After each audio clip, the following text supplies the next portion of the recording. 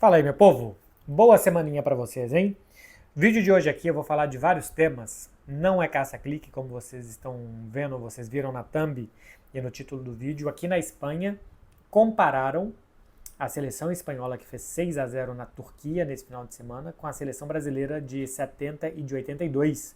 São dois grandes paradigmas de times na história do futebol, seleções ou times que jogam futebol muito bem. A seleção brasileira aqui é lembrada, quando se fala bem da seleção, né, dessas duas versões que ela teve. E no vídeo eu vou falar sobre essa comparação, se é exagerado ou não. Fim de vídeo. Dá um like aqui, comenta. Tô brincando. Mas eu vou falar sobre como que a imprensa funciona de forma diferente na Espanha e no Brasil, quando se trata a tratamento de seleção. Aqui existe muito mais otimismo e ufanismo e estar do lado do que no Brasil. E também sobre o que de fato esse time fez dentro de campo contra a Turquia, o que de fato vem fazendo a seleção espanhola. Então, se você quiser ajudar dando um like, se inscrevendo no canal para não perder os próximos comentários, eu agradeço muito. É o seguinte, meu povo, a Espanha realmente jogou uma partidaça contra a Turquia. Se vocês procuram só os melhores momentos desse jogo, era para, sem exagero, sem muito exagero, ter sido um 10-0. Tem 6 gols marcados, mais uns 4 ou 5 gols perdidos, que são gols bem marcáveis, assim, de boas chances de marcar, que a Espanha poderia ter feito mais 4 gols e ter ido até a Turquia, um jogo muito difícil contra uma boa seleção, e ter feito mais do que o 6. O 6 ficou baratinho para a Turquia, tá? A Espanha, nos 30 minutos do primeiro tempo, já podia estar fazendo muito mais gols. Em todo o segundo tempo teve muito campo para contra-atacar, porque, entre outras coisas, a Turquia jogou muito mal. A Turquia não é mau time, é a 27ª colocada do ranking da FIFA, tem bons jogadores. O Demiral joga na Juventus, na Atalanta, zagueiro, tem o Çalhanoğlu da Inter de Milão, tem o Yudiz da Juventus, tem o Arda Güler do Real Madrid, tem o Aktürkoğlu que jogou no Benfica na última temporada, tem muitos jogadores de Fenerbahçe, de Galatasaray, que são dois times interessantes do futebol turco. É a 27ª colocada no ranking da FIFA, fez uma Eurocopa decente, né? Tem 2 anos. Seria como se a gente for comparar com a América do Sul, a seleção mais próxima da Turquia é o Equador. Seria basicamente como ir até o Equador e fazer 6-0 na seleção equatoriana e com muitas chances de fazer ainda mais gols. Para se ter ideia da dificuldade que é, né? Dá para comparar mais ou menos, acho que Turquia com Equador. Não é fácil ir até Quito ou outra cidade do Equador e fazer 6 gols lá e ganhar simplesmente. Não é fácil ganhar da Turquia. Era um confronto direto, basicamente, para se classificar para a Copa do Mundo. E a Espanha foi, venceu, goleou e podia ter feito muitos mais gols, quase o dobro. São 27 jogos da Espanha sem perder. Teve a derrota na final da Nations League para Portugal. É uma derrota nos pênaltis, até para fins estatísticos. Eu acho que se conta o empate, não se conta a derrota quando é nos pênaltis. 90 minutos e prorrogação, sim. Se você perde 90 minutos ou perde na prorrogação, conta como derrota. Nos pênaltis, simplesmente para fins estatísticos, né? A Espanha perdeu de Portugal, mas não foi derrotada para fins estatísticos naquele jogo.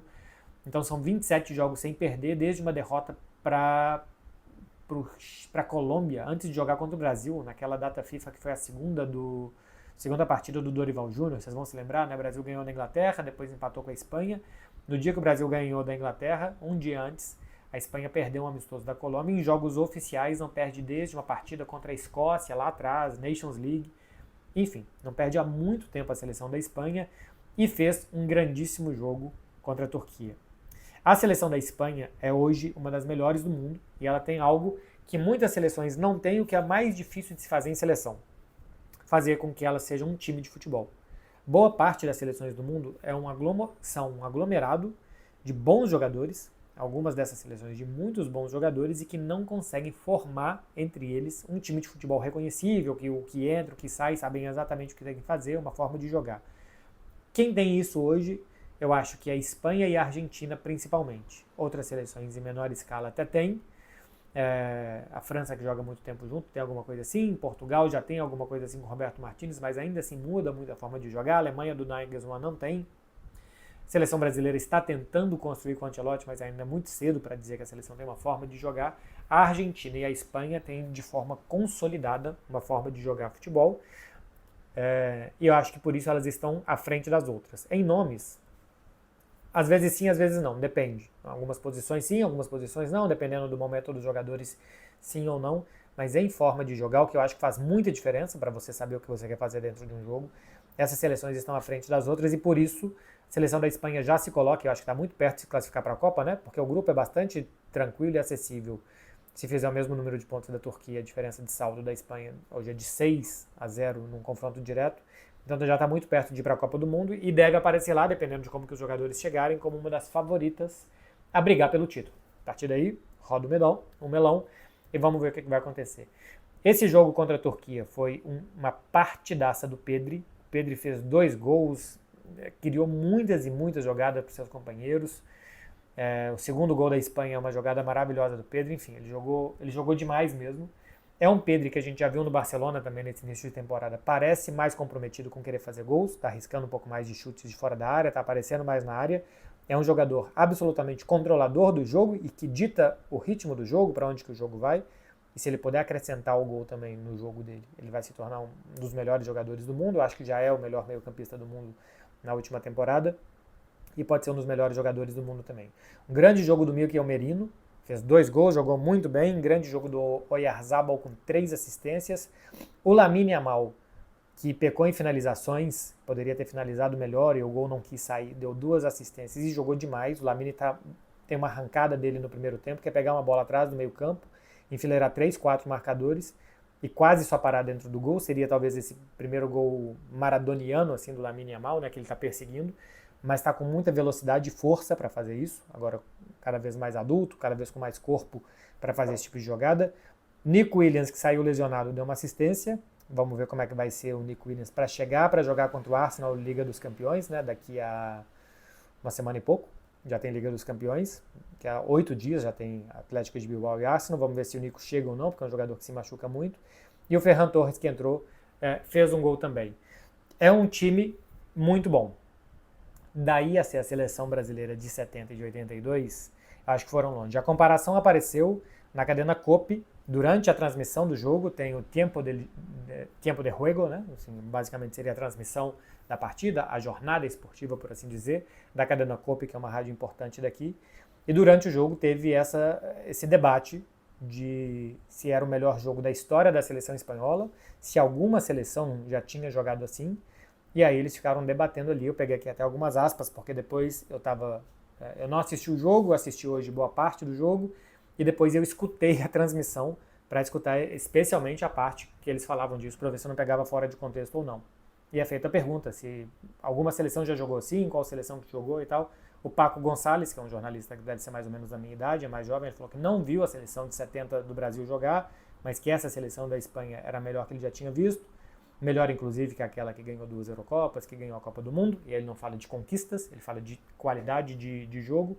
O Júlio Maldonado, que é um dos jornalistas espanhóis aqui que eu mais gosto, que eu mais admiro, o Julio Maldini, ele disse que o Hausen pode ser um dos melhores zagueiros do mundo, que o Rodri é um dos melhores meio-campistas, volantes do mundo, que o Pedro é o melhor meio-campista do mundo e que o Lamine Yamal é o melhor jogador do mundo. Então que a Espanha tem muitos grandes jogadores. E ele compara a seleção espanhola com o Brasil de 82, com o Brasil de 70 e com a Holanda de 74, só que ele fala que nenhuma dessas seleções tinha a profundidade que essa Espanha tem para atacar. O Manolo Lama, que é o narrador da cadena COPE, ele fala que se o Luis de la Fuente fosse de la Fuentinha, ele seria candidato ao melhor técnico do mundo. Isso é um pouco de piada que existe aqui na Espanha. Nos anos 90, quando Raul Gonçalves e Ronaldo Fenômeno apareceram, eram no Barcelona, outro no Real Madrid, e acho que o presidente do Real Madrid na época disse que se o Raul se chamasse Raulzinho, ele seria o melhor jogador do mundo e não o Ronaldo, porque era o Ronaldinho na época. Então, aqui na Espanha se criou essa sensação de que quando coloca o Inho, que é alguma coisa mais brasileira e tal, que se dá mais valor do que se fosse um espanhol. Enfim, quem estava participando da transmissão estava debatendo sobre isso, a qualidade da Espanha, se jogava como o Brasil de 70 ou não, e ninguém falou, gente, pera, calma, isso daqui é um time que ganhou uma Eurocopa, que chegou numa final de Nations League e perdeu, que fez hoje um grande jogo, mas vamos com calma, porque tem muita coisa ainda pela frente. O jogo que se fez hoje pode ser um jogo de exceção. Outro dia a seleção brasileira tomou um 7-1 da Alemanha e não queria dizer que a Alemanha talvez fosse isso tudo e que o Brasil fosse toda aquela porcaria. De vez em quando os jogos de exceção acontecem no futebol e eles não devem ser tomados como regra e como padrões. A seleção da Espanha vem jogando muito bem, mas não é um padrão. Sai goleando seleções entre 20ª e 30ª colocada do ranking mundial como vem pela frente. Foi um jogo de exceção muito bom da Espanha, muito ruim da Turquia.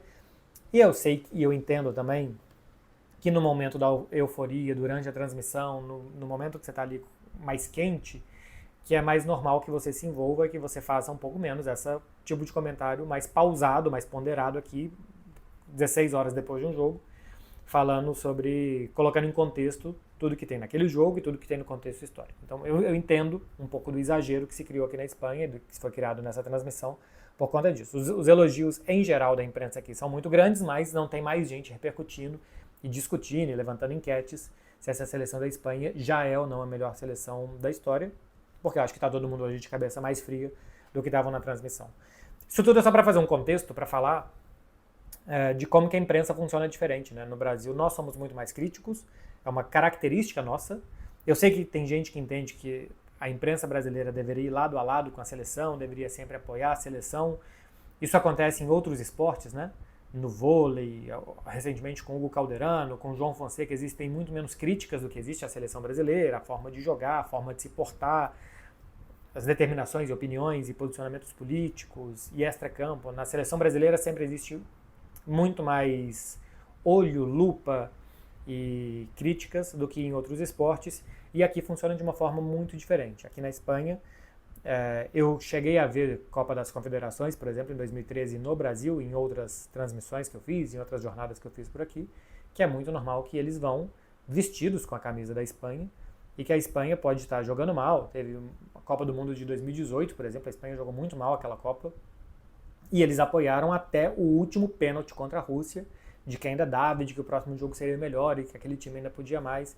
Então existe fora do Brasil uma imprensa muito mais parceira, observadora e torcedora do que cobra e que analisa e que coloca dedo na ferida e que questiona a seleção nacional. Se isso é certo ou se isso é errado, eu não sou minimamente um professor de jornalismo para dizer. Eu entendo que o distanciamento, que se a gente trata a seleção brasileira igual a gente trata todas as outras, a gente está muito mais perto de tentar buscar uma imparcialidade, que é o que claramente eles não tentam aqui, buscar uma imparcialidade, objetividade. Aqui todos são espanhóis, todos torcem para a Espanha, assim, pelo menos durante a transmissão ali, né, todos se posicionam como isso.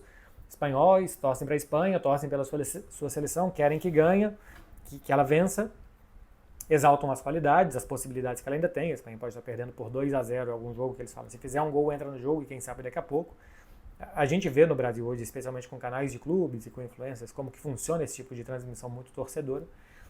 E aqui é o normal que a imprensa tradicional trate a seleção assim. O que acaba gerando que se compare essa seleção atual com a seleção brasileira. Eu sei que é no calor do momento, mas que se compare essa seleção atual com seleções históricas do Brasil, uma que ganhou uma Copa do Mundo, ganhou em todas as partidas, e uma que não ganhou a Copa do Mundo, como a de 82, mas que gerou um encantamento muito grande. Essa Espanha não é o Brasil de 70 nem de 82, mas é um time muito bom, é uma seleção excelente. Eu concordo que tem vários jogadores que podem ser os melhores do mundo nas suas posições. É muito bem equilibrada a seleção. Os laterais jogou Pedro Porro e jogou Cucurella. São bons laterais, o Pedro Porro é mais ala que o Cucurella, mas o Cucurella é muito bom cumpridor. Na defesa jogou Lenormand e o Hausen pode jogar o Pau Cubarsí no lugar do Lenormand, que fez um bom jogo. Jogou o Zubimendi, não jogou o Rodri. O Zubimendi vem jogando muito bem desde que o Rodri se lesionou. O Zubimendi na seleção da Espanha está jogando muito bem. Um grande jogo do Mikel Merino, um grandíssimo jogo do Mikel Merino. Um ótimo jogo do Pedri, mais um ótimo jogo do Pedri. Um jogador, na minha opinião, extremamente subvalorizado pelo que ele faz. Lamine Yamal de novo, muito bem. Ainda teve o fun fact curioso, né, assim, dele perder o passaporte no estádio. Adolescente sai perdendo coisa, não toma cuidado com nada mesmo. O Oyarzabal também jogou muito bem. Existe o debate se deve ser o Oyarzabal, se deve ser Morata, se deve ser um outro centroavante na seleção. E o Nico Williams jogou bem também, saiu lesionado. Uma pena para ele, para a seleção e para o Atlético de Bilbao. Entrou o Ferran Torres, que foi um bom cumpridor. Depois disso o Oyarzabal jogou um pouco mais lateralizado e o Ferran um pouco mais centralizado. É muito bom time, tem boas alternativas, mas o principal, é um time, sabe muito bem o que quer fazer. É um time do tic-tac, mas que tem mais verticalidade, tem mais agressividade, tem mais gol, tem mais drible, faz as coisas muito mais rápidas do que o time que toca, toquinho, que vai construindo tudo muito lento e que precisa de muitos passes para gerar, às vezes, superioridade. Essa Espanha pode fazer isso, se você não permitir que ela faça rápido, ela pode fazer lento. Só que se você permitir que ela faça rápido, como a Turquia permitiu, nisso daqui ela te ataca e chega dentro do seu gol. E ontem, se tivesse um melhor dia do Lamine e do Nico enquanto jogou, porque perdeu também uma ou duas chances, a Espanha teria mais do que goleado, como foi um 6-0, seria algo ainda mais acachapante para cima da Turquia. É isso, meu povo, sobre um pouco de impressões daqui, imprensa e de futebol de uma ótima Espanha que vai chegar dando muito, muito trabalho para quem aparecer na frente dela na Copa do Mundo. Valeu, hein? Boa semana para vocês. Se vocês puderem, já que chegaram até aqui, curtir e se inscrever no canal, eu agradeço muito. Tchau, tchau.